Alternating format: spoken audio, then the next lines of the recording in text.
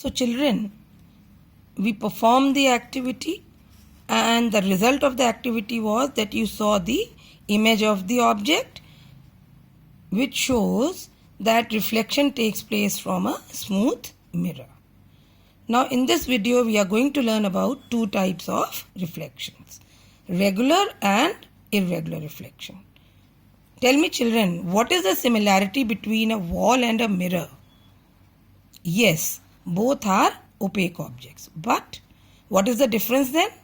Wall is rough as compared to the mirror, while mirror is very smooth and shiny. Now tell me, suppose you stand in front of the mirror and you stand in front of the wall. Will there be any difference in the image?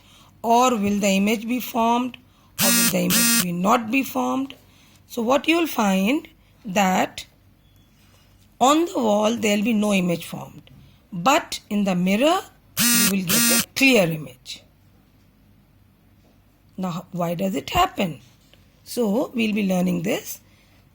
I am showing you a figure over here. A straight line with an oblique lines over here. This is the representation of a mirror. Oblique line shows the back portion of the mirror and the opposite side will reflect the light. So when the light rays parallel to each other, they are striking the mirror. After reflection, they come parallel and in the same direction. Such type of a reflection is said to be regular reflection.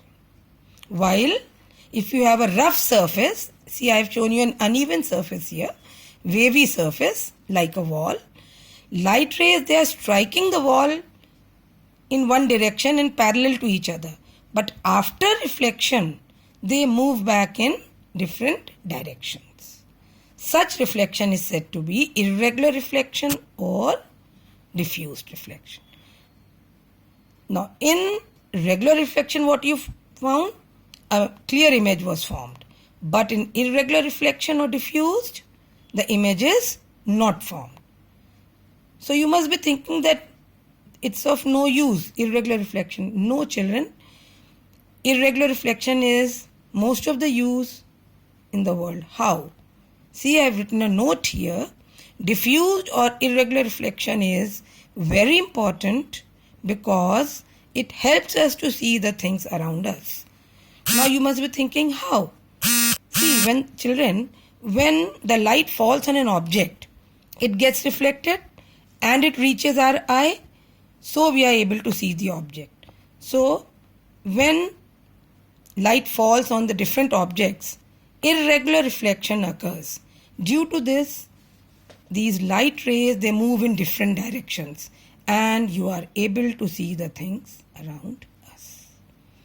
Now children, I will be sharing a video on regular and irregular reflection which will strengthen your concept more.